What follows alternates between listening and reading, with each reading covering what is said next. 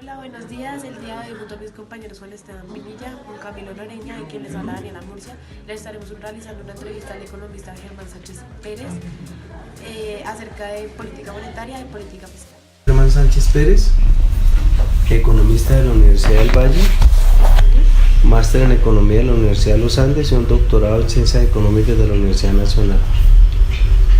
Profesor en varias universidades, los Andes, la Nacional, SAP, Autónoma de Colombia, Autónoma de Occidente, y actualmente voy para 14 años como profesor de planta y soy profesor asociado de la Universidad Militar Nueva Granada, que es una universidad pública. Igualmente soy asesor de una ONG medioambiental, la más grande del mundo, tiene sede en 5 continentes y ahí soy asesor. E igualmente pues soy microempresario, pequeño empresario que tenemos un negocio comercial. Entonces, y he trabajado también asesorado a la CBC, he trabajado con el gobierno y en el sector público y en el sector privado, pero sobre todo ha sido en esta parte de la docencia y la investigación donde más me he desempeñado en mi vida laboral.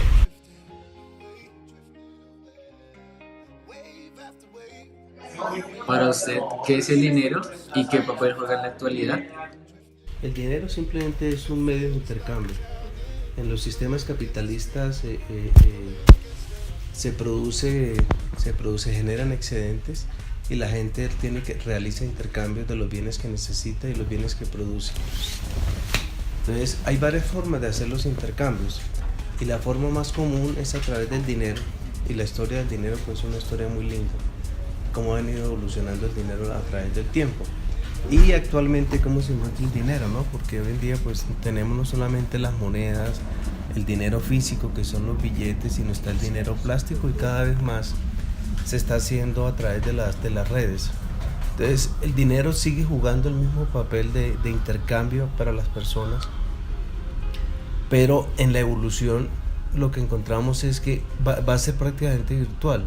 Entonces los intercambios se van a hacer a través de las redes sociales y simplemente va a ser como los cambios que se dan en las cuentas, y las personas, por ejemplo, no van a tener, se tiene estipulado que en la década del 2020, en algunos países, por ejemplo, las personas no van a ir a los bancos, todo lo van a hacer a través de los medios virtuales, a través de la internet.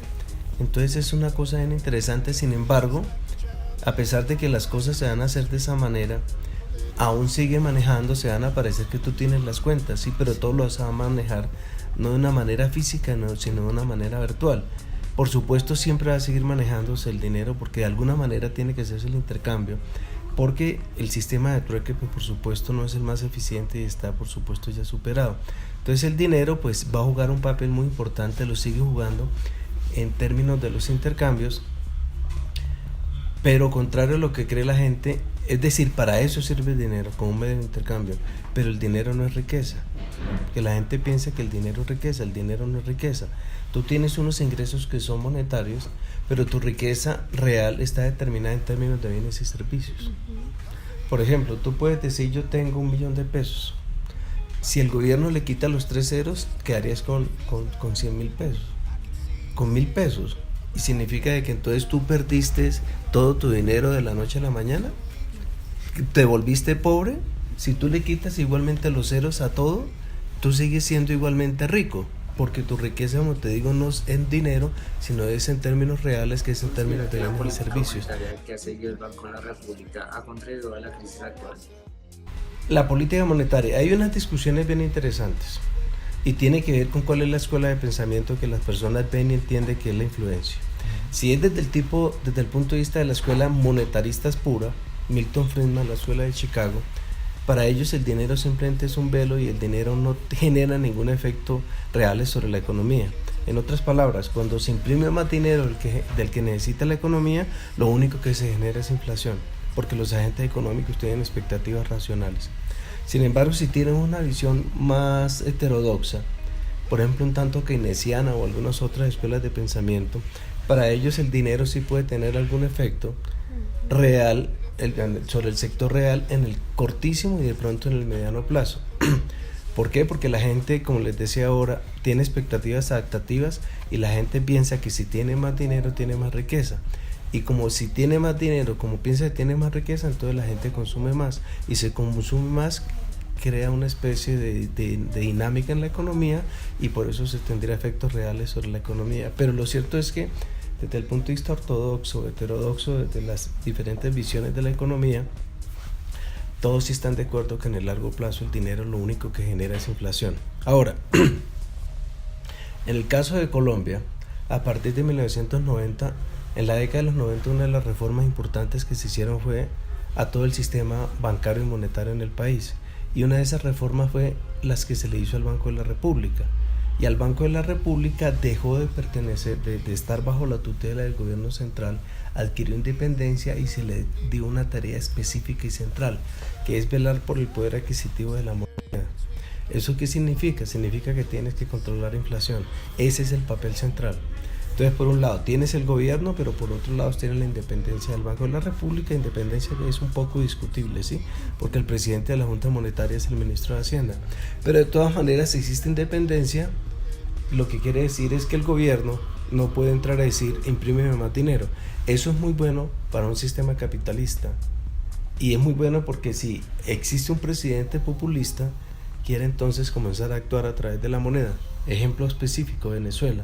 Entonces imprime, le dice a la gente, quiere más salario, más riqueza, entonces te aumento los salarios tanto por ciento, imprime más dinero, y la gente no sabe y lo que le está generando es un daño. Entonces esa independencia del Banco de la República en los sistemas capitalistas es fundamental, es importante.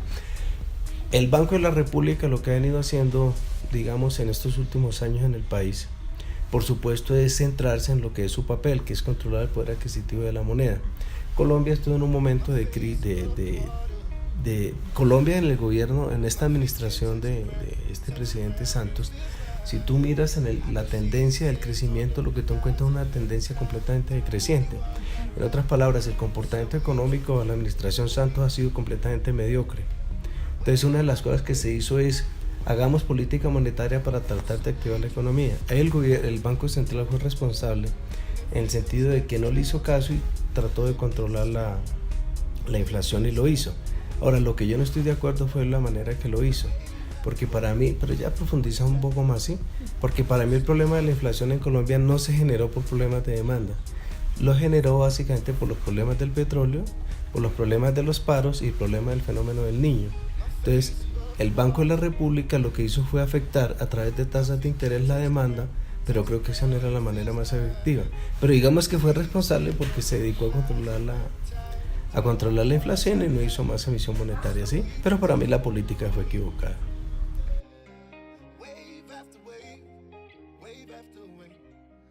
La política monetaria en Colombia está regida por un esquema de inflación objetivo.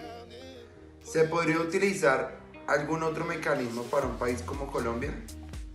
Otros mecanismos, por supuesto, que pueden utilizar, pero me parece que el mecanismo de la inflación objetivo está bien en el sentido de que para ningún país es bueno de que tú tengas una inflación alta, y menos que entre en procesos hiperinflacionarios. De hecho, Colombia hubo una época, terminando el siglo pasado, donde la inflación estuvo por encima del 30%.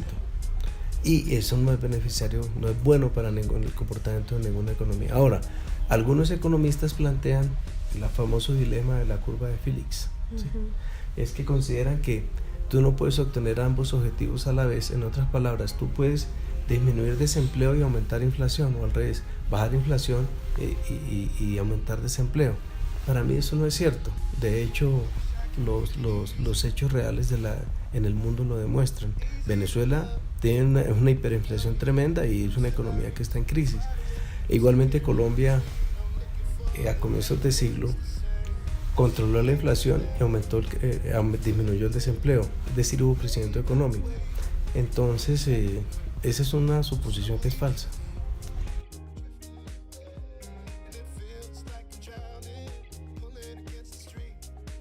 ¿Qué tan eficiente sería el gasto público en Colombia hoy en día?